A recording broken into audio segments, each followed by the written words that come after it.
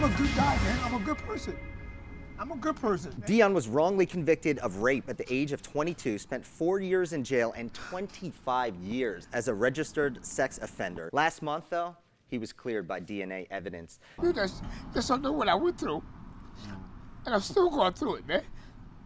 That was Dion Harrell, and in his words, through his own tears. What he's gone through in the past almost 30 years is something no person should have to endure. In 1988, Dion was arrested for the rape of a 17-year-old girl as she walked home from her job at a McDonald's in Long Branch, New Jersey. She identified him instantly as her assailant. He's maintained his innocence since that day. I shed tears. I shed tears. Only the ones that know me real good, they know what I'm going through, the pain and suffering.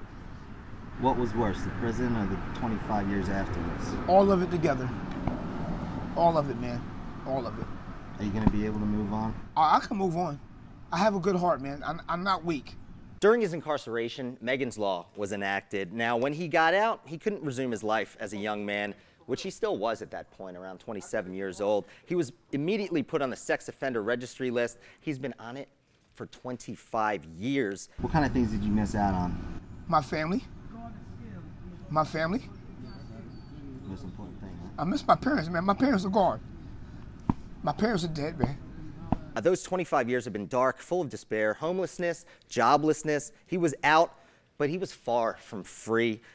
There's a lot going through my head, and basically, I held myself together. I didn't back up. I fought, and people disrespect me, call me all kinds of names, but I ignored it, and I kept my composure. Now, he never stopped fighting, however. He constantly wrote letters to the Innocence Project, trying to get a DNA test performed on him from this old evidence. Finally, in 2014, he got a call back. They did the DNA test, and the results? Wasn't him. It was not him. I'm hurt. I'm scarred for life no matter what. I'm gonna be scarred for life. And I have so much anger in me, but I can hold myself. I'm just hurt, man. I'm hurt. So I asked him what his future looks like, and he did smile. He said he loves cars and he wants to find a job as a mechanic. He wants to make up for almost 30 years lost. They're planning a freedom party for Dion on Saturday in Long Branch. And thankfully, our technology is much better today.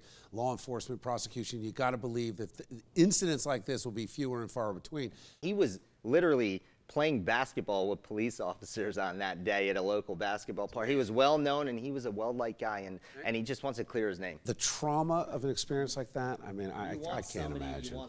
I think he's still letting go of the anger a little bit before he can get to the acceptance part of things. But, you know, he's got some years left.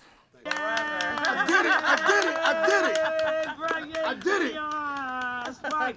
My brother innocent. He's innocent. He's innocent.